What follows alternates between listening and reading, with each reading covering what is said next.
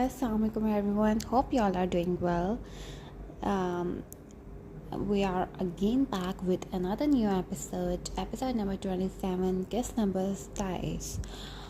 तो जैसे कि आपसे डिस्कशन हुई थी कि हम लोग वो सब कमेंट्स जो हमारी सोशल मीडिया पर हमें आए होंगे उनको हम डिस्कस करेंगे. फेसबुक पे तो अभी एपिसोड 26 अपलोड हुई ही नहीं है, लेकिन यूट्यूब पे अपलोड की जा चुकी है. यूट्यूब पे कुछ लोगों ने अपने कमेंट्स पे किए, अपने राय का इजहार किया. लेट्स डिस्कस दोज कमेंट्स और उन लोगों को उनकी कमेंट का आंसर करते हैं. तो एक कमेंट आया हुआ है शमीम की तरफ से कि आप काफ़ी अच्छे पॉइंट पे एंड करती हैं. Thank you so much Shamim, because आपने एपिसोड पूरी सुनी और आपका इंटरेस्टिंग लगा. बिकॉज़ एपिसोड्स के नॉर्मली उन पॉइंट पे किए जाते हैं जो बहुत इंटरेस्टिंग कैची टाइप की हों कि आपका नेक्स्ट एपिसोड भी पढ़ने का दिल करे. So you have noticed that thing. Thank you so much. After that Khan ने कमेंट किया हुआ है नेक्स्ट एपिसोड जल्दी दें जी. ज़रूर डेली की एक एपिसोड आती है और इंशाल्लाह वो टाइमली आगे भी शेयर होती रहेगी. शाम में मोस्टली एपिसोड शेयर कर दी जाती है, तो आगे भी आपको डेली की एक एपिसोड मिलती रहेगी. और अगर इससे भी जल्दी हो सकेगा तो हम ज़रूर कर देंगे. दैन उसवा व्लॉग्स ये कह रही हैं बहुत अच्छी guest. Thank you so much उसवा, आपको पसंद आई हमारी episode. And then Bushra, interesting episode. Thank you so much Bushra. आप सबके इन कमेंट्स और इतनी तारीफ़ों का शुक्रिया, और आगे भी ऐसे प्यार देती रहिएगा. So let's move on toward our episode number 27, guest number 27, खारे ज़िंदगी, तहरीर आयश मलिक. अरे भाई सब जल्दी करें, कितना टाइम लगाएंगे आप लोग. जहाँ अरब बेगम सब बहुओं, बेटों, पोतों पोतियों के कमरे में जाकर इनको जल्दी तैयार होने का कह रही थी. आज़िर आज अपनी मोम को 1 साल बाद इतना खुश देख रहा था. खुश भी क्यों ना होती. आज वो सब लोग मिलकर सोम को वापस लेने जा रहे थे. जहारा बेगम को तो जैसे नई ज़िंदगी मिल गई थी. सुबह से वो लोग सब इसी तैयारियों में थे. अल्लाह अल्लाह करके 1 बजे सब तैयार होकर गाड़ियों में निकले. एक के बाद देख रहे 5 काली और सफ़ेद गाड़ियाँ, जिनमें सब घर वाले थे, और इनके आगे और पीछे 2-2 गार्ड्स की गाड़ियाँ निकलीं. शाज़िर साहब के चेहरे पर एक सुकून, एक इत्मीनान था. आखिर बेटी के साथ नवासी को भी मिलना था इन्होंने. एक अजीब सी खुशी और बेचैनी सी वो महसूस कर रहे थे, मगर वो अपनी बेगम की यूं वालहाना खुशी देखकर कहीं ना कहीं रंजीदा भी थे, जो इतने अरसे तक इनके फ़ैसले की वजह से अपनी बेटी से दूर रहकर हंसना और जीना भूल चुकी थी. मगर अब जब से आज़र ने सोम की बेटी का बताया था और फिर इनको वापस लाने का फ़ैसला शाज़िर साहब का है ये बताया, तो पहले तो किसी को यकीन ना आया. मगर जब उन्होंने ख़ुद अपनी ज़ुबान से इकरार किया तो एक ईद का समा उनको अपने घर में दिखाई दिया. इनके बेटे और पोते पोतियाँ बहुत खुश दिखाई दे रहे थे. जहारा बेगम तो वापस बिल्कुल पहले जैसी तरोताज़ा दिखाई दे रही थी, बिल्कुल पहले की तरह. सोम के चले जाने और इनकी खामोशी से पैलेस वीरान पड़ गया था. मगर आज फिर पुरानी चहल पहल देख शाज़िर ने सुकून का सांस लिया. सुबह से ही वो अपनी बेटी और पोती की वेलकम की तैयारियों में लगी थी. शाज़िर साहब तक को भूल चुकी थी.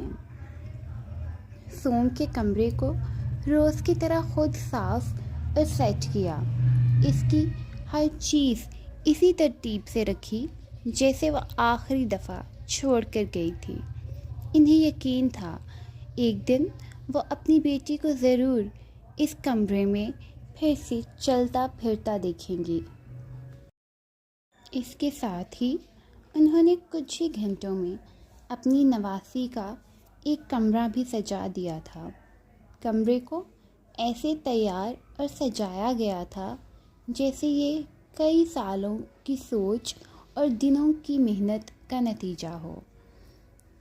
کوئی بھی باہر سے آ کر دیکھ کر یہ کہہ ہی نہیں سکتا تھا یہ سب چند گھنٹوں میں تیار ہوا ہے۔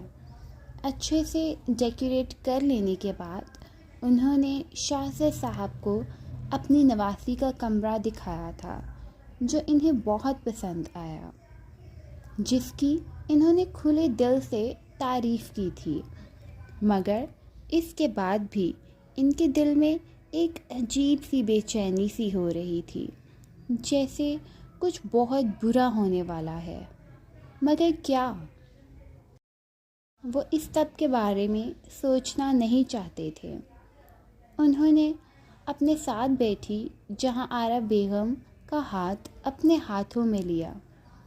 جہاں آرا نے مسکرا کر ان کی طرف دیکھا۔ بہت شکریہ شہزر۔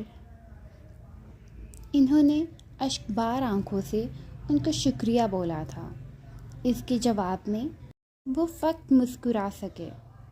ہمیں لگا تھا کہ ہم سوم کو کبھی نہیں دیکھ پائیں گے۔ میرے لیے بہت کٹھن تھا سب۔ شوہر اور بیٹی میں سے کسی ایک کو چننا تھا۔ آپ نہیں جانتے ہم نے یہ فیصلہ کس اذیت سے لیا تھا۔ ہمیں آج بھی ہسپتال کا وہ وقت یاد آتا ہے جب ہم سوم کو چھوڑ کر آ رہے تھے، تو اب بھی دل کانپ جاتا ہے۔ وہ شاہ صاحب کا ہاتھ اپنے دونوں ہاتھوں میں لیتی آرام آرام سے بول رہی تھی۔ وہ کچھ نہیں بولے۔ آج وہ انہیں سننا چاہتے تھے تاکہ ان کی بیوی کے دل سے سارا غبار نکل جائے۔ آخر وہ ایک عرصے سے خاموش رہی تھی۔ پتہ ہے شاہزر، یہ فیصلہ ہم نے کیسے لیا تھا؟ جہاں آرا نے ان کی آنکھوں میں دیکھتے سوال کیا۔ انہوں نے نفی میں سر ہلایا، مگر بولے پھر بھی کچھ نہیں۔ ہم ایک اچھی ماں کے طور پر تو فیل ہو گئے تھے، مگر ایک اچھی بیوی کے طور پر فیل نہیں ہونا چاہتے تھے۔ بس اسی لیے ہم نے وہ فیصلہ لمحوں میں کیا، کیونکہ وہ ہماری خود کو دی گئی سزا تھی جو ملنا ہی تھی۔ آپ حیران تھے نا ہم کیوں آپ کو بار بار نہیں کہتے سوم کو لانے کا، اسے معاف کرنے کا؟ کیوں بالکل چپ تھے؟ وہ کھوئے کھوئے انداز میں بول رہی تھی۔ یہی وجہ تھی شاہزر، ہمیں خود کو سزا دینی تھی، ساری زندگی جیت کر ہارنے کی سزا، بزنس اور NGOs کے چکر میں پڑھ کر اپنی اولاد کی تربیت میں کمی کرنے کی سزا۔ کئی آنسو ان کی آنکھوں سے بہہ نکلے جنہیں شاہزر صاحب نے اپنے دونوں ہاتھوں سے صاف کیا۔ ہم نے آپ کو کبھی اس سب کا قصوروار نہیں سمجھا جہاں آرا۔ سوم آپ سے زیادہ ہمارے قریب رہی تھی اور وہ ہماری ضد اور خود سری اپنے اندر پیدا کرتی گئی اور ہم اسے بڑھاوا دیتے گئے۔ سوم کی اس فیصلے کے لیے کوئی قصوروار ہے تو وہ ہم ہیں۔ جہاں آرا نے جلدی سے نفی میں سر ہلایا۔ ایسا مت بولیں، ہمیں ایسی 100 سزائیں بھی قبول ہیں، مگر اپنے شوہر کا جھکا ہوا سر نہیں۔ وہ اپنا چہرہ ان کے ہاتھوں پر ٹکا گئیں۔ شاہزر صاحب نے ان کے بالوں کا بوسہ لیا، جیسے جیسے سفر مکمل ہو رہا تھا ان کی بے چینی بڑھتی جا رہی تھی۔ انہوں نے اپنا سینہ مسلا جسے جہاں آرا بیگم نے محسوس نہیں کیا تھا۔ تھوڑی دیر بعد انہوں نے سر اٹھا کر سامنے دیکھا۔ وہ اب سیدھی ہو کر بیٹھ گئیں۔ کچھ دیر خاموشی رہی، پھر وہ آہستہ سے بولیں، شہزاد، زندگی میں ایک ہار نے ہمیں آسمان سے زمین پر لا پٹھا ہے۔ جو کبھی نہ ہارے ہوں وہ اگر معمولی سا بھی کبھی نقصان اٹھا بیٹھیں تو زندگی ان پہ تنگ ہو جاتی ہے۔ ان کی آواز مدھم مگر کافی اسپاٹ تھی۔ ہماری سانسیں ہم پر ہر گزرتے دن تنگ ہو رہی تھیں۔ آپ نے ان کو ختم ہونے سے قبل زندگی بخشی ہے۔ اب کی بار ان کی آواز لڑکھڑائی تھی۔ آذر صاحب چونکے تھے۔ ایسی باتیں تو وہ کبھی نہیں کرتی تھیں، مگر آج کیوں، وہ بھی اتنی خوشی کے موقع پر؟ اس سے پہلے وہ جواب دیتے جہاں آرا ان کی طرف مڑی، اگر ہم اب ہارے، شہزاد صاحب کے دل کو ہاتھ پڑا تھا، جہاں ہم مر جائیں گے۔ جہاں آرا وہ ان کے سینے سے لگتی ہچکیاں لیتے رو دی تھی۔ آپ یہ سب کیوں بول رہی ہیں جہاں؟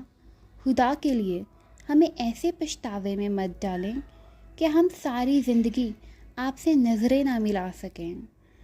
ہم اپنے کیے گئے فیصلے پر شرمندہ ہیں اور آپ سے معافی مانگتے ہیں کہ آپ کو آپ کی اولاد سے ہماری وجہ سے دور ہونا پڑا، مگر ہم وعدہ کرتے ہیں دوبارہ یہ سب کبھی نہیں دیکھنا پڑے گا آپ کو۔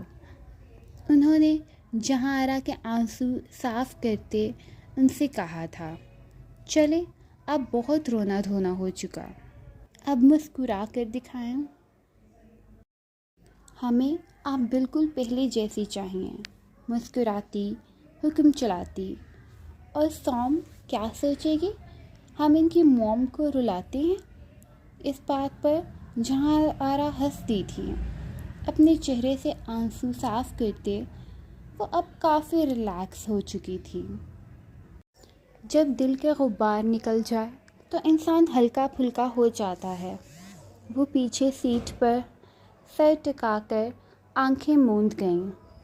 آذر صاحب نے ان کے پرسکون چہرے کو دیکھا تو انہیں بھی سکون محسوس ہوا۔ مزید کوئی بات کیے بنا وہ باقی کا سفر ختم ہونے کا انتظار کرنے لگے۔ آدھ گھنٹے کی مسافت کے بعد گاڑیاں ایک بنگلے کے سامنے رکی۔ سب گاڑیوں سے نکلیں۔ گارڈز نے شہزاد صاحب کی طرف کا ڈور کھولا تو وہ بھی باہر نکلے، مگر بنگلے کو دیکھ تھوڑا حیران ہوئے۔ آذر چلتا ہوا ان کے پاس آیا۔ شہزاد صاحب نے سوالیہ نظروں سے اس کی طرف دیکھا۔ یہ سب؟ جی ڈیڈ، یہی سوم کا گھر ہے۔ شہزاد صاحب کافی حیران اور پریشان ہوئے، مگر یہ سب کیسے؟ ڈیڈ، مبین کو ایک ملٹی نیشنل کمپنی میں جاب مل گئی تھی۔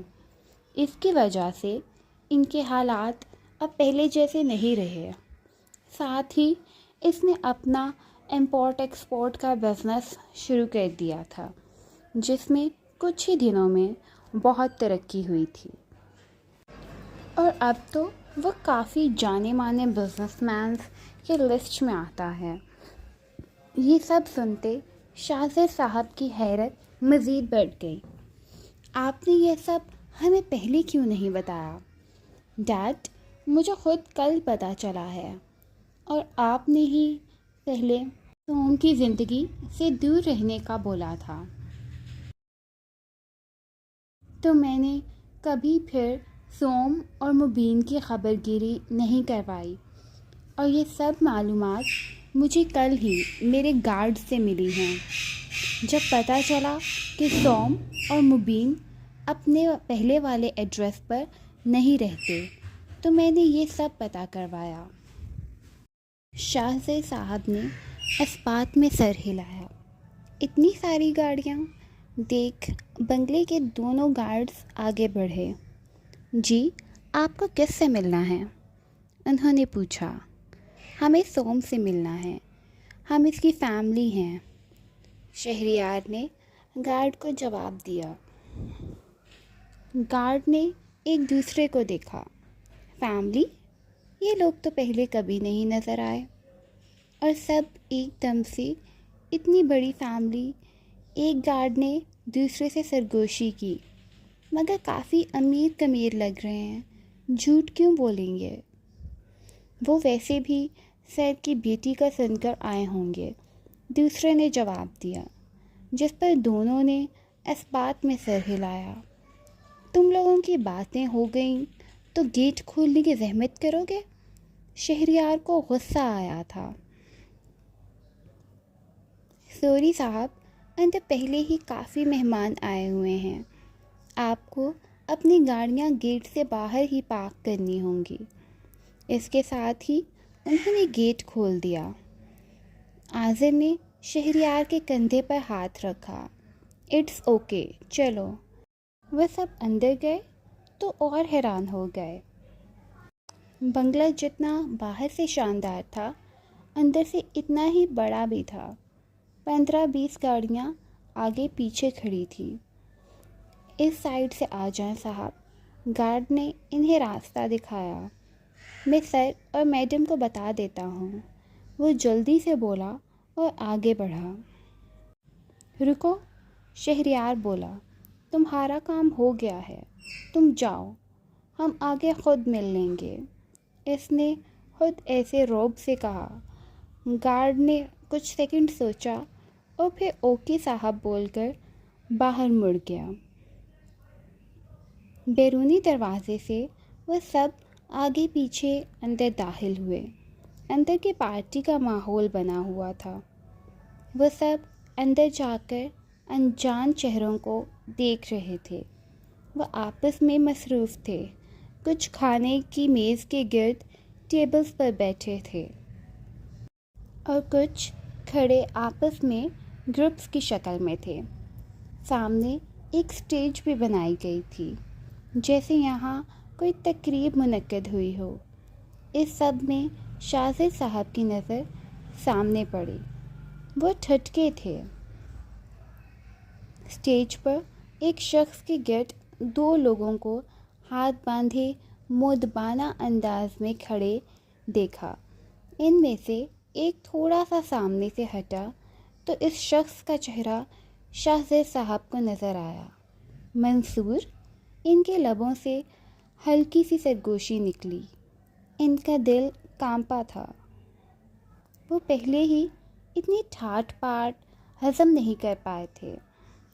کوئی کتنا بھی ترقی کیوں نہ کر لے، مگر 1 سال میں اتنا سب ممکن نہیں تھا۔ ان کے بزنس کی سینس بھی تھی اور دور اندیشی بھی، مگر وہ کچھ غلط نہیں سوچنا چاہتے تھے۔ پر اب جب نظر سامنے پڑی تو جیسے ساکت ہوئے تھے۔ کیا ہوا ڈیڈ؟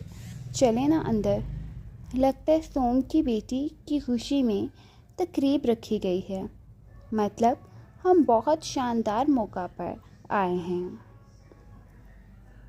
شہریار نے انہیں ایک جگہ رکے دیکھ پوچھا تھا اور ساتھ خیالات کا اظہار کیا، مگر وہ مسلسل سامنے کو دیکھ رہے تھے۔ اس شخص کی نظر بھی شاہزیر صاحب پر پڑ چکی تھی اور شاہزیر صاحب کو دیکھتے ایک الگ اور شاطرانہ چمک آئی تھی اس کے چہرے پر، اور اس کے ساتھ ہی وہ چلتے ہوئے سٹیج کے مرکز میں آ گیا۔ ایک شخص نے مؤدبانہ انداز میں مائک اس کے ہاتھ میں دیا۔ حاضرین، آپ سب کی یہاں آمد کا شکریہ۔ شاہزیر صاحب کی طرف دیکھتے اس نے یہ جملہ بولا تھا۔ میں مرزا منصور نظر، احمدیہ جماعت کا سربراہ اور خلیفہ، اس کی بھی نظر بار بار شاہ زر صاحب پر پڑ رہی تھی۔ آج یہاں ہم جس مقصد کے لیے آئے ہیں وہ بھی آپ سب کو پتہ ہی ہوگا، مگر پھر بھی جن کو نہیں پتہ ان کے لیے دہرا دینا ضروری سمجھتا ہوں۔ شاہ زر خاندان کے لوگ بھی وہاں ہی کھڑے ہو گئے، وہ سب بھی اس کا سننے لگے، سب اس کی باتوں کی طرف متوجہ تھے۔ So that is the end of episode 27. اپنی رائے کا اظہار ضرور کیجیے گا، تب تک کے لیے اللہ نگہبان۔